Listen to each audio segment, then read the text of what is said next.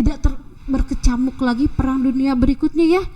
Karena kita yakin lah kalau terjadi lagi mungkin itulah akhir dari dunia ya, karena senjatanya sudah sangat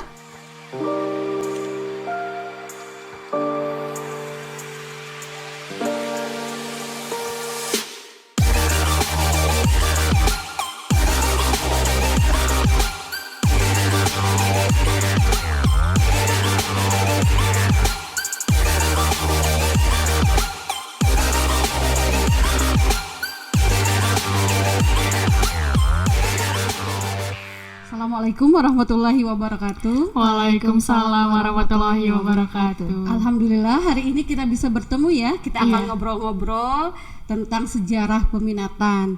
Terima kasih untuk Dinan yang sudah hadir, juga Salsa ya. Ini kita sekarang akan membahas ngobrolnya ini tentang LBB dan PBB. Ya, sudah tahu ya. Nah, itu ya. LBB dan PBB ini sebenarnya merupakan sebuah organisasi besar dunia ya, yang dibentuk oleh negara-negara, orang-orang, tokoh-tokoh dari negara-negara besar yang menginginkan adanya perdamaian. Nah, itu pada awalnya seperti itu. Nah, kalau misalnya menurut Salsa sendiri, apa sih yang melatar belakangi dari adanya LBB itu? Menurut saya latar belakang adanya organisasi LBB itu semua negara ingin damai. Iya betul. Semua negara ingin damai. Mengapa ingin damai? Karena ternyata sebelumnya terjadi apa? Perang dunia satu. Ya, betul ya, terjadi perang dunia pertama. Kalau menurut Dina nih, perang dunia pertama ini dilatar belakangi oleh apa sih? Adanya persaingan-persaingan misalnya dalam ekonomi atau senjata ataupun dalam militer, sehingga juga ada pembentukan politik aliansi yang kayak saling mendukung satu sama lain gitu. Tuh. Dan yang faktor utama yang menjadikan terjadinya perang dunia pertama adalah dengan terbunuhnya putra mahkota dari Austria Hungaria yang bernama Franz Ferdinand. Iya itu ya. Jadi dengan adanya perang dunia pertama ini ternyata menyebabkan negara-negara di kawasan Asia, sebagian kawasan Asia, terutama di Eropa ini terjadi kerusakan, betul ya, kerusakan secara ekonomi, secara tatanan kehidupan masyarakat juga. Nah, inilah yang melatar belakangi kemudian juga berdirinya yang disebut Liga Bangsa-Bangsa atau League of Nations itu ya, kalau kita kenal. Nah, sekarang kalau menurut Dina nih, ada nggak sih tokoh penggagasnya dari dari LBB ini yang begitu terkenal gitu kita pahami bersama? Ada Presiden Amerika Serikat Woodrow Wilson yang pada saat itu mengusulkan untuk mengakhiri perang dan juga melaksanakan peace without victory. Peace without victory, betul. Yang isinya tuh jadi perjanjian rahasia tidak diperbolehkan, terus setelah itu juga semua bangsa kedudukannya sama. Terus juga ada pengurusan persenjataan. Iya, betul itu ya. Nah, dengan itu diupayakan terjadi yang namanya tadi perdamaian dunia. Tidak lagi terjadi peperangan. Itulah ya akhirnya berdirilah LBB. Tapi keanggotaannya ternyata LBB itu hanya jumlah negaranya tidak mencapai 50 negara ya. Betul ya, Salsa ya? Iya. Bagaimana keanggotaannya? Anggota LBB sendiri ada 28 negara sekutu dan 14 negara netral, Bu. Iya, betul sekali. Nah, kemudian ternyata LBB tidak mampu untuk mencegah terjadinya perang dunia kedua. Ya, itu salah satu yang menyebabkan kegagalan dari LBB itu sendiri. Nah, selain itu ada yang tahu faktor apa ya yang menyebabkan kegagalan dari LBB itu? Contohnya seperti Amerika Serikat kan sebagai negara besar tapi ternyata dia keluar dari LBB. Betul, iya, tidak ada ikatan yang kuat ya dalam keanggotaannya di LBB. Kemudian peraturan-peraturannya juga tidak terlalu tidak terlalu mengikat untuk anggotanya, sehingga demikianlah terjadilah nanti perang dunia kedua. Salah satunya juga yang menyebabkannya perang dunia kedua dan LBB tidak mampu untuk menghadapi peristiwa tersebut adalah dengan adanya invasi yang dilakukan oleh negara-negara besar. Ya, Dinan ya, misalnya kayak misalnya Jepang ke Tiongkok. Jepang menginvasi Tiongkok, betul. Kemudian terus setelah itu ada juga Italia ke Abisinia.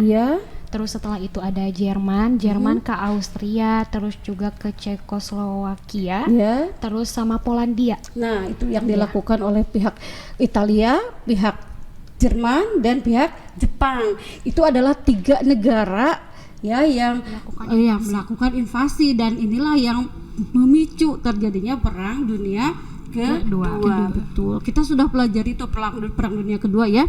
Dan ternyata di perang dunia pertama kita mengetahui ada pihak yang menang, ada pihak yang kalah Yang menang perang itu adalah blok sekutu Yang kalah adalah blok sentral. Nah, tadi yang disebutkan itu adalah terutama Jerman adalah sebuah Jerman Italia, negara yang kalah dalam perang dunia pertama, sehingga ada revenge idea, keinginan untuk balas dendam Nah, keinginan untuk balas dendam inilah yang menyebabkan juga dari LBB itu tidak bisa berjalan Nah, berikutnya kita beralih ke PBB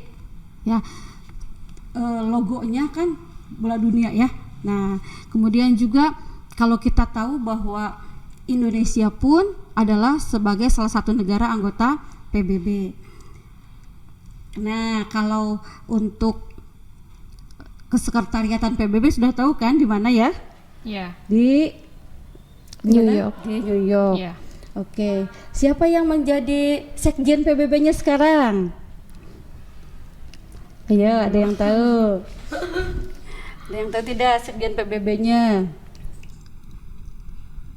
Itu orang kebanyakan untuk sekjen PBB Kalau kita lihat fakta uniknya ini belum ada satupun sekjen PBB yang dari Australia. Rata-rata adalah dari Eropa, kemudian juga dari Asia. Dari Asia sudah ada 2 orang. Ada dulu ada Utan kemudian ada juga Bang Ki-moon. Nah, kalau Bang Ki-moon terakhir nih sebelum yang sekarang ada Bang Ki-moon itu dari Korea Selatan. Yang sekarang itu adalah siapa? Ada yang masih lupa. Nanti kita lihat kita cari siapa yang sekarang. Nah, PBB kalau dalam bahasa kerennya kita menyebutnya adalah United Nation Organization atau UN atau UNO bolehlah kita sebut. Nah, mengapa sih ada PBB? Untuk mengatasi konflik internasional. Mengatasi konflik internasional. PBB sendiri adalah kelanjutan dari LBB karena LBB-nya dihapuskan, diganti dengan PBB. Kalau kita tahu kalau LBB itu didirikannya pada kapan? 24 Oktober. Kalau 24 Oktober 10 Januari 1920. Nah, itu 10 Januari 1920 adalah berdirinya LBB. Nah, kalau PBB itu adalah pada 24 Oktober 1945. Betul. Jadi yang terakhir kemarin adalah melaksanakan ulang tahun keberapa tuh PBB tuh? Yang tahun 2020. 75, betul ya? Betul? 1945 kan? Iya benar. Nah, itu. Jadi yang berikutnya nanti ke 76 ya. Nah, kalau menurut kalian nih, apa sih yang sudah dilakukan oleh PBB? Sebelum kita mundur ke latar belakangnya apa sih yang sudah dilakukan oleh PBB yang dirasakan oleh bangsa Indonesia lah minimal misalkan? Membantu yang sekarang nih COVID. Iya. Membantu, bukan menanggulangi bahasanya apa? kayak menahan laju penyebaran COVID gitu melalui pertukaran informasi kayak Ya, gitu-gitu. betul ya itu ya. Iya. Jadi PBB ternyata untuk yang sekarang sedang marak ya yang terjadi di Iya. dunia internasional, dan kita berdoa ya mudah-mudahan COVID-19 itu cepat selesai dan Amin. vaksinnya juga cepat bisa dimanfaatkan oleh semuanya ya. Amin, itu ya. amin. Jadi kita mudah-mudahan bisa bisa bertahan, bisa struggle ya, bisa sembuh yang sedang sakit dan sebagainya itu ya. Nah, PBB dengan organisasinya yang bernama WHO, betul. World Health Organization itu lebih konsen ya berkaitan dengan mengurus masalah kesehatan. Iya. Ya, bagaimana nih sekarang negara-negara yang terkena COVID-19 ini, negara-negara mana saja ternyata melanda seluruh dunia, maka PBB menyebut itu adalah pandemi ya, Iya. keseluruhan. Ini jadi upaya-upayanya dilakukan penelitian Iya. kan untuk melihat apa penyebabnya, kemudian juga Iya. bagaimana cara mengatasinya. Nah, itu salah satu yang dilakukan oleh PBB. Juga bekerjasama dengan negara-negara seluruh dunia nih, bagaimana mengkoordinasi, menginformasikan bahwa apa yang harus kita lakukan untuk mencegah Penyebaran penyebarannya COVID. seperti itu. Kita kan mengenal 3M ya. Iya. Nah, apa sih 3M itu? Menjaga jarak, Iya. memakai masker, mencuci tangan. Iya, betul ya. Nah, sekarang kita jaga jarak ya, tapi maskernya kita buka dulu biar lebih mudah untuk berbicara ya itu. Nah, kalau kita mundur lagi berkaitan dengan PBB, ada latar belakang ya. Tadi latar belakangnya sudah kita bahas ya. Iya. Nah, kemudian apa sih tujuan berdirinya PBB? Untuk tadi yang mengatasi konflik sama bangsa-bangsa itu berharap kalau PBB itu bisa menjaga perdamaian dan keamanan dunia. Nah, betul ya. Jadi merasa bagaimana pahit getirnya ya masyarakat dunia pada saat itu dengan adanya Perang Dunia ke-1 yang dampak ekonomi, politik, sosial, budaya begitu terasa. Apalagi setelah Perang Dunia Kedua, kan kita tahu senjatanya sangat canggih ya. Iya. Sangat canggih melebihi di Perang Dunia Pertama.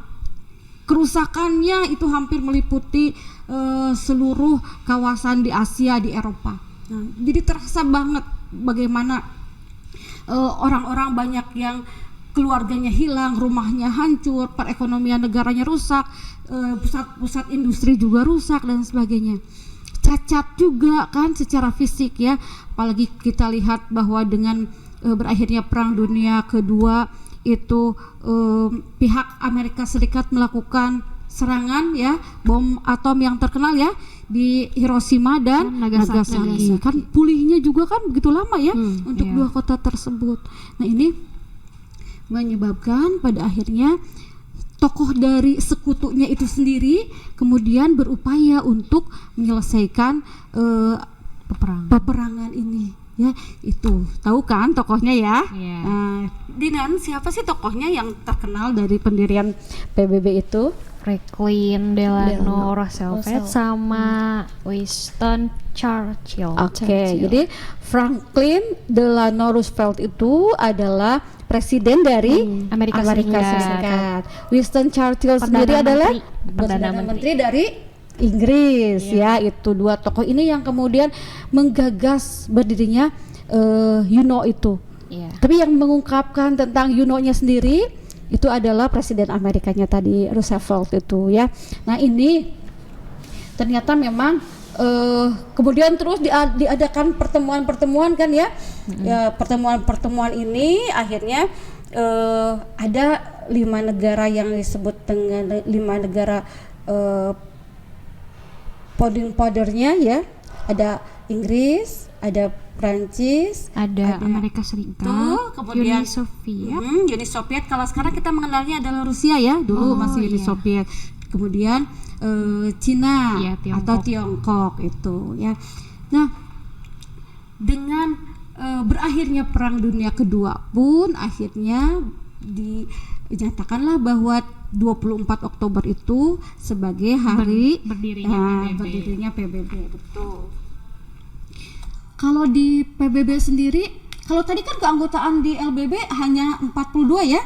Nah, Iya. bedanya apa sih dengan keanggotaan di PBB dengan LBB ini? Coba Salsa mungkin bisa menjelaskan. Iya, kalau misalkan anggota LBB itu ada negara yang pemenang perang sama negara netral, sedangkan kalau PBB itu negara mana saja bisa bergabung. Iya. Jumlahnya sekarang kurang lebih berapa negara atau di PBB? 193. Iya. Iya. Ya, jadi negara di dunia tidak mencapai seribuannya. Jadi Iya. kurang lebih 193 anggota PBB untuk saat ini, yaitu berikutnya Indonesia ya. Iya. Kalian tahu kan pernah menjadi anggota PBB-nya karena anggota yang originalnya itu ada yang menyebutkan 50, ada juga yang menyebutkan 51 ya itu ya. Tapi ternyata Indonesia menjadi negara yang daftar di PBB itu adalah nomor urutnya 60 ya Iya. gitu. Tapi ternyata Indonesia pun pernah menyatakan keluar. Jadi fakta yang menarik tentang keanggotaan PBB Indonesia itu adalah Indonesia adalah satu-satunya negara yang pernah keluar dari keanggotaan PBB dan kemudian juga masuk lagi. Nah, itu ya. Coba kalau kita lihat kenapa ya Indonesia keluar masuk begitu ya? Kalau keluarnya mah karena tidak terima Malaysia teh sebagai anggota keamanan anggota tidak tetap Dewan Keamanan PBB. Oke, betul. Kalau pas masuknya lagi Pas masuknya lagi kurang bergaul. bergaul ya. Coba kita juga kalau misalnya keluar dari lingkungan biasanya kita bergaul, kemudian kita tiba-tiba mengundurkan diri, keluar merasa sendiri mungkin gitu ya, Iya. merasa sepi sendiri. Wah, bagaimana ini? Tidak ada komunikasi, tidak ada informasi yang aktual misalkan dari negara lain tentang keadaan di sekitar. Nah, itu yang menyebabkan kemudian Indonesia pun Masuk lagi. masuk lagi. Karena itu sesuai dengan pembukaan Undang-Undang Dasar 1945. Ayo, apa ya bunyinya yang mana? Ikut serta dalam melaksanakan ketertiban dunia. Oke, ikut serta dalam melaksanakan ketertiban dunia. Apalagi? Oke, aktif dalam perdamaian dunia juga ya ke sana. Dan ini nyambung dengan politik luar negeri Indonesia bebas aktif. Nah, ini akhirnya tahun 69 Indonesia kembali menjadi anggota PBB itu ya. Ada juga rekornya nih. Pernah mendengar ada Malik ya? Nah, coba siapa yang mau menginformasikan apa yang kiprahnya nih di PBB? Pernah jadi ketua sidang umum ya, PBB pada tahun 1974. Nah, siapa sih ada Malik itu pada saat itu kok menjadi ketua di sidang umum PBB? Menteri Politik Luar Negeri. Menteri Luar Negeri Indonesia, betul ya itu. Yang sekarang Menteri Luar Negerinya perempuan ya. Nah, kita semua di sini 3 orang nih perempuan ya. Nah, Menteri Luar Negerinya juga perempuan, ya kan? Nah, ternyata ada rekor juga kemarin yang oleh Menteri Luar Negeri Indonesia yang perempuan ini. Beliau membawa Indonesia juga terpilih nih Indonesia menjadi salah satu anggota dari negara yang tidak tetap di keanggotaan Dewan Keamanan PBB yang berlangsung di awal Januari 2019 sampai 30 Desember 2020 kemarin. Jadi sekarang Indonesia sudah tidak lagi menjadi anggota tidak tetap Dewan Keamanan PBB. 2 tahun kan ya, diulang 2 tahun. Bukan kemarin saja, beberapa tahun sebelumnya juga sudah beberapa kali Indonesia menjadi sebuah negara yang terpilih sebagai negara Dewan Keamanan tidak tetap di PBB itu. Ya, itu ya jadi rekornya tuh. Ya, jadi sebagai perempuan juga ternyata mampu ya. Kita mampu berkiprah di dunia internasional. Beliau satu-satunya Menteri Luar Negeri perempuan dari Indonesia untuk saat ini kan. Indonesia sebelumnya kan Menteri Luar Negerinya laki-laki semua ya. Nah, jadi ternyata kalau mau berkiprah sekarang perempuan pun bisa di jalur manapun insya Allah bisa, asal memiliki apa? Kemampuan. Betul itu ya. Apalagi ya yang mau kita bicarakan ya tentang PBB ya? Coba apalagi? itu kan perbedaan struktur organisasinya. Oke. Ada yang membedakan antara struktur organisasi LBB sama dengan PBB. PBB. iya. Iya. Bagaimana nih? Boleh. Kalau misalkan perbedaannya itu PBB ya? LBB dulu. LBB Enggak, mah kan maksudnya PBB. Kalau Oh, iya. PBB mah ada 6 dewan utama. ada pokoknya yang bedanya aja. Iya. Yang bedanya Dewan Sosial, Dewan Ekonomi, Mahkamah Internasional dan Dewan Perwalian. Sedangkan di LBB sendiri itu tidak ada. Iya, hanya ada 3. Iya. LBB ada 3 ya. 3 Iya. itu apa? Majelis Umum, Majelis terus Umum, Dewan sekretaris, Keamanan. iya, sama Iya. sekretaris. Iya, betul. Jadi ada 3. Nah, ini ternyata memang dari 6 dewan utama PBB ya. Sekarang itu tinggal 5. Nah, mengapa nih berkurang 1? Karena bisa kayak memerdekakan negaranya sendiri. Ya, yang berkurangnya apa? Dewan Perwalian. Dewan Perwalian. Tugas Dewan Perwalian kan untuk memerdeka. mendampingi Iya. mendampingi negara-negara yang belum merdeka. Merdeka, Nah, iya. untuk mencapai kemerdekaannya atau untuk mempersiapkan diri untuk Iya. menentukan pemerintahannya. Nah, sekarang alhamdulillah nih sudah tidak ada ya. Nah, jadi semuanya dikategorikan negara itu sudah Mandiri. merdeka, sudah bisa mandiri. Makanya tinggal 5 dewan utama yang ada di PBB. Iya. Ya, tadi bisa diulangi ya Dinan, yang 5 itu yang sekarang tinggal 5 itu apa saja? Ada Dewan Keamanan, Iya. ada ekonomi, Iya. ada Sosial. sosial, ada sekretariat, ada Mahkamah Internasional. Ya. Nah, kalau dari 5 ini ternyata yang berada di luar Amerika adalah 1 ya. Ya, Mahkamah Internasional. Ya, sekretariatnya di mana nanti? Mahkamah Internasional. Di daerah daerah Belanda. Di negara Belanda yaitu. Jadi ini mengurusi segala urusan-urusan yang berkaitan dengan konflik internasional. Nah, itu ya. Jadi kalau ada negara-negara yang konflik secara internasional, itu kaidah-kaidahnya, aturan-aturannya mengikuti apa yang sudah ditetapkan di keputusan-keputusan internasional itu sendiri. Itu ya. Jadi misalnya contohnya juga dulu berkaitan dengan Timor Timur ya. Indonesia kan pernah Timor Timur itu menjadi bagian dari Indonesia. Nah, itu ternyata lepas diselesaikannya secara internasional juga. Nah, ini yang membantunya dari PBB-nya adalah dari salah satunya dari tadi Mahkamah Internasional. Akhirnya kita tidak memiliki kekuatan ya. Nah, kemampuan diplomasinya memang harus kuat berarti ya untuk kalian yang misalnya punya cita-cita calon diplomat atau kemampuannya di kedutaan dan sebagainya, kemampuan diplomasinya, bahasanya. Karena kita tahu bahasa wajib di PBB itu ada 6. Ya kan? Ada 6 bahasa. Selain ada bahasa Inggris ya, ada juga bahasa Arab, bahasa Spanyol, bahasa Prancis, kemudian bahasa Mandarin, kemudian juga satu lagi ya, ada 6 tuh. Ada yang masih ingat? Ibu lupa satu lagi ya, jadi ada 6 di sini. Jadi setiap resolusi PBB, peraturan PBB itu dinyatakan sah apabila menggunakan 6 bahasa ini. Tuh ya, jadi mengapa kan Inggris, Prancis, Spanyol, kemudian Rusia, nah kemudian Arab Saudi dan satu lagi apa ya? Tadi, nah itu ya ada 6. Maaf ya, Ibu lupa satu lagi nih. Ini jadi itulah yang digunakan. Jadi bahasa ini, bahasa Arab mulai digunakannya pada tahun 1973 nih sebagai bahasa yang wajib digunakan di di PBB ya itu. Ya. Tapi kalau misalnya kita lihat ya, kalau dalam sidang PBB ya, rata-rata mereka yang utusan dari negara-negara pakai bahasanya kan bahasa sendiri ya. Nah, kenapa sih kok pada mengerti ya yang lainnya ya? Ada penerjemah. Ternyata ada translate. translate-nya langsung kan di headset ini kita bisa mendengarkan langsung dengan bahasa yang kita ingin dengarkan. Biasanya seperti itu ya. Nah, kalau nanti pihak sekolah mungkin Pak Farhan juga ya bisa menyediakan itu ya untuk menerjemahkan dari berbagai bahasa.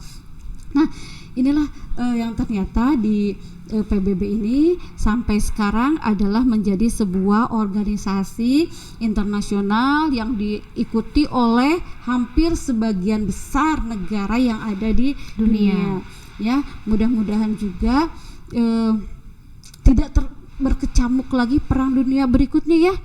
Karena kita yakin lah kalau terjadi lagi mungkin itulah akhir dari dunia ya, karena senjatanya sudah sangat canggih sekarang, apalagi ya gitu. Dulu juga sudah begitu dahsyatnya gitu ya.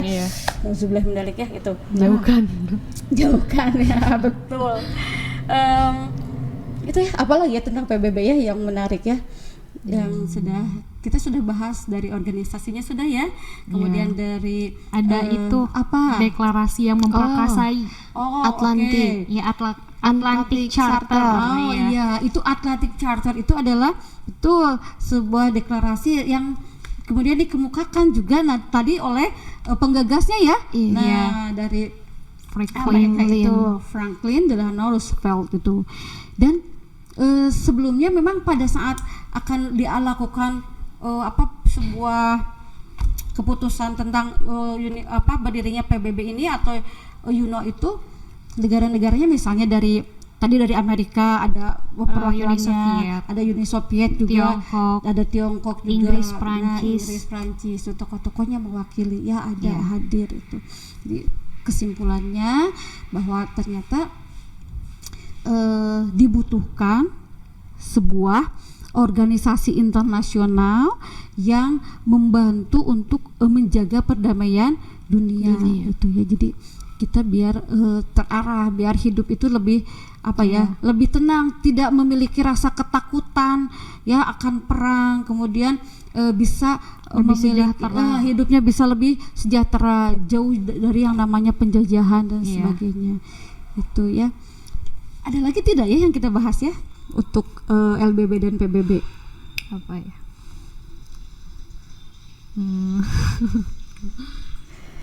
Iya, kalau tidak ada, terima kasih ya.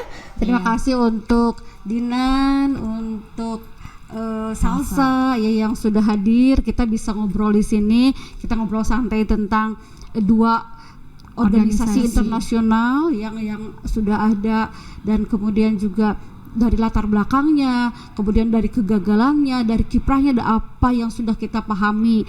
Nah, ini mudah-mudahan juga bermanfaat untuk kita semua ya. Terima kasih. Wassalamualaikum warahmatullahi wabarakatuh. Waalaikumsalam warahmatullahi wabarakatuh.